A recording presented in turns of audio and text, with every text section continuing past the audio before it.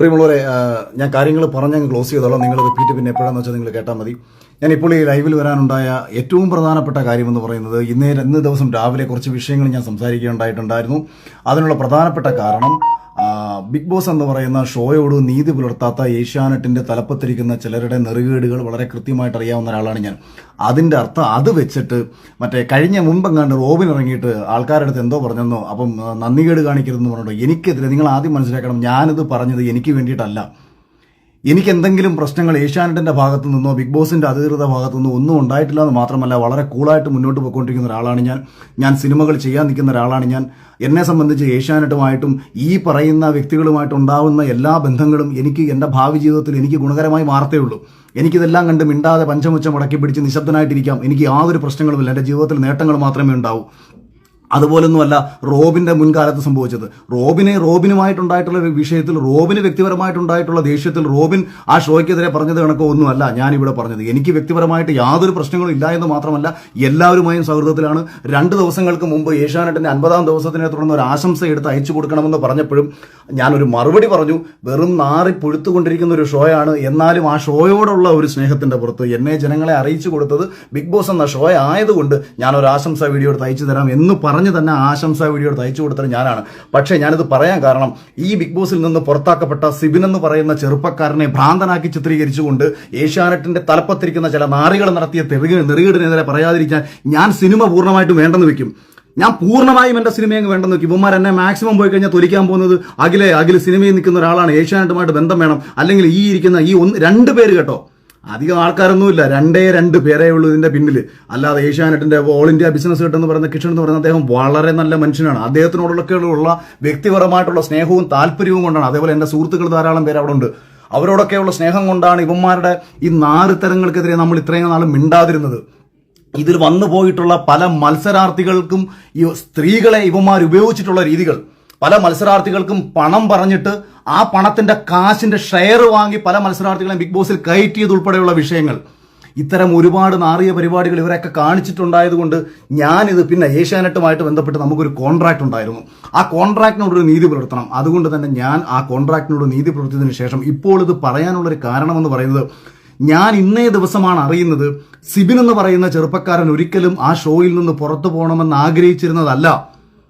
അവനെ ആ ഹൗസിനുള്ളിൽ വെച്ചിട്ട് മെന്റൽ അതായത് നമ്മൾ ഈ ഡിപ്രഷനും ബൈപ്പോളർ ഡിസീസിനും കൊടുക്കുന്ന ഡ്രഗ് ഇത്രയും കാലവും കഴിക്കാത്ത ഒരു ചെറുപ്പക്കാരനെ ഭ്രാന്തനാക്കി മാറ്റുക എന്നുള്ള ഉദ്ദേശത്തോട് കൂടിയിട്ട് ഈ ഡ്രഗ് കൊടുത്ത് അവനെ പുറത്താക്കണം എന്ന് അതിനുള്ളിലുള്ള ചിലർ പറഞ്ഞു എന്നുള്ളത്, ഞങ്ങളുടെ ഷോ 1 മുതൽ 5 വരെ സീസണിന്റെ ഷോ ഡയറക്ടറായിരുന്ന അർജുൻ എന്ന് പറയുന്ന മനുഷ്യൻ ഈ ഷോയിൽ നിന്ന് ഇറങ്ങിപ്പോയി എന്ന ഒരു യാഥാർത്ഥ്യം കൂടി നിങ്ങൾ തിരിച്ചറിയണം. കഴിഞ്ഞ ഷോയുടെ ക്രിയേറ്റീവ് ഡയറക്ടറായിരുന്ന റുബീന എന്ന് പറയുന്ന സ്ത്രീയെ ഈ സീസണിൽ നിന്ന് മാറ്റി നിർത്തി.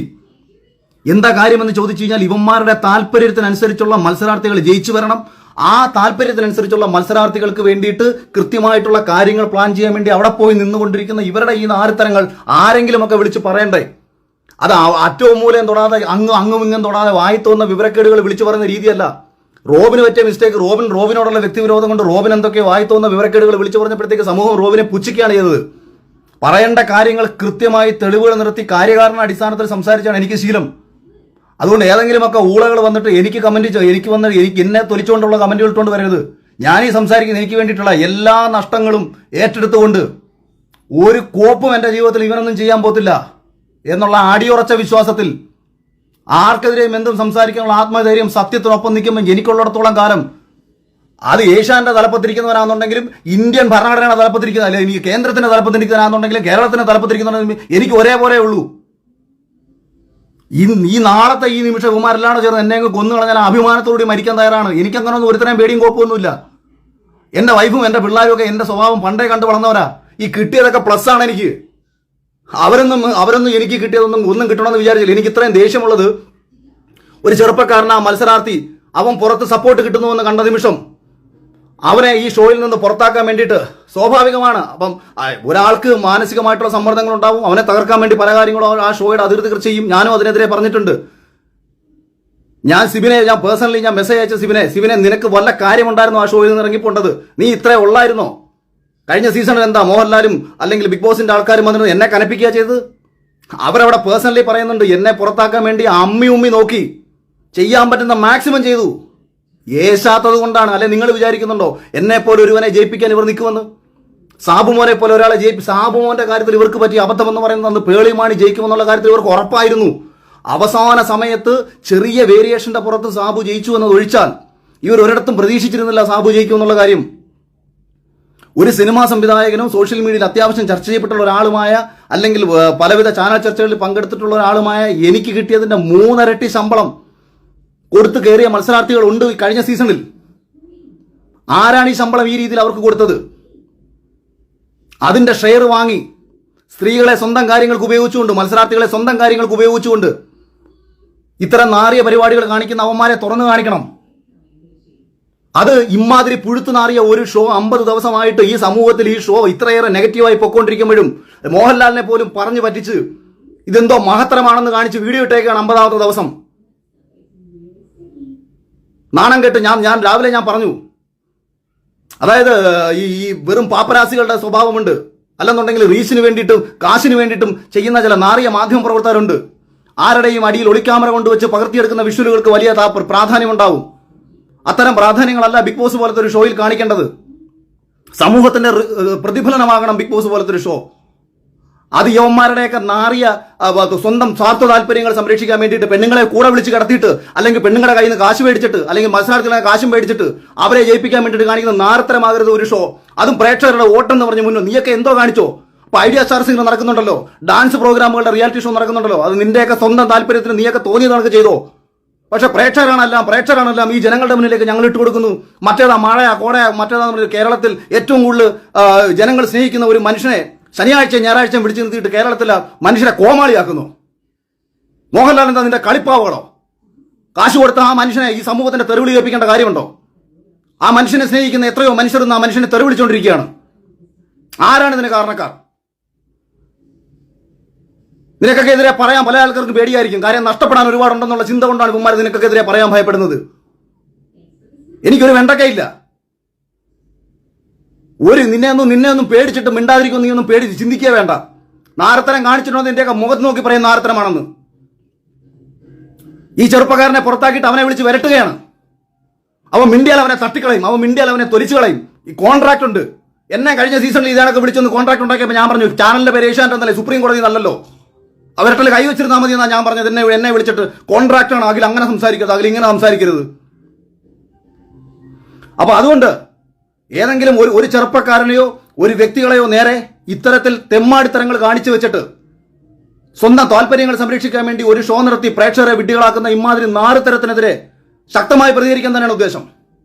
അത് എനിക്ക് ഇന്ന് ഇത്രയും വൈകാരികമായി ഞാൻ പ്രതികരിക്കാനുണ്ടായ കാരണം, ഒരു ചെറുപ്പക്കാരനെ ആ ഷോയിൽ മികച്ച രീതിയിൽ പൊയ്ക്കൊണ്ടിരിക്കുന്നു പ്രേക്ഷകർക്ക് എനിക്ക് തോന്നിയല്ല കേട്ടോ. ഞാൻ പറഞ്ഞത് പ്രേക്ഷകർക്ക് ഇഷ്ടപ്പെട്ട സിബിൻ എന്ന് പറയുന്ന ഒരു ചെറുപ്പക്കാരനെ ആ സീസണിൽ നിന്ന് പുറത്താക്കാൻ വേണ്ടിയിട്ട് നാറിയ കളികൾ കളിക്കുകയും അവനെ വിളിച്ച് ഭീഷണിപ്പെടുത്തുകയും അവനെ മാനസിക രോഗിയാക്കി ചിത്രീകരിക്കാൻ ശ്രമിക്കുകയും ചെയ്ത ഇവന്മാർക്കെതിരെ പിന്നെ പ്രതികരിക്കണ്ടേ?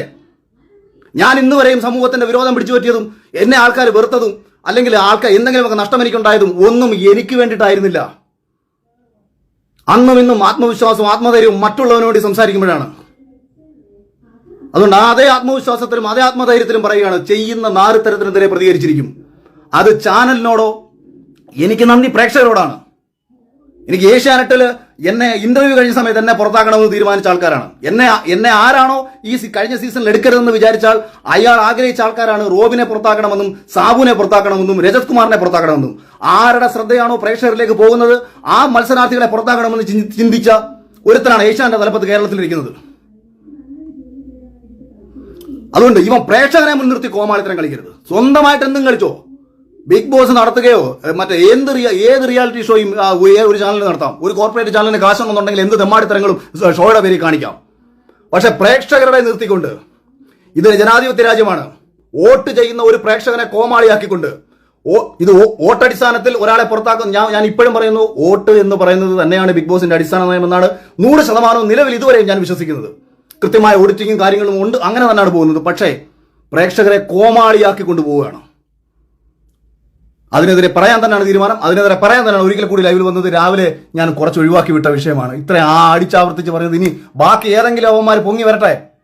യവന്മാർ കൂടെ കിടക്കാൻ വിളിച്ചിട്ടുള്ള പെണ്ണുങ്ങൾ ഉൾപ്പെടെ ഇവന്മാർ കാശ് മേടിച്ച് ഇവന്മാർ കാണിച്ച നാർത്തര ഉൾപ്പെടെ ഞാൻ പറയും. ഓക്കെ, നമുക്ക് ബാക്കി വരുന്ന വഴിക്ക് കാണാം.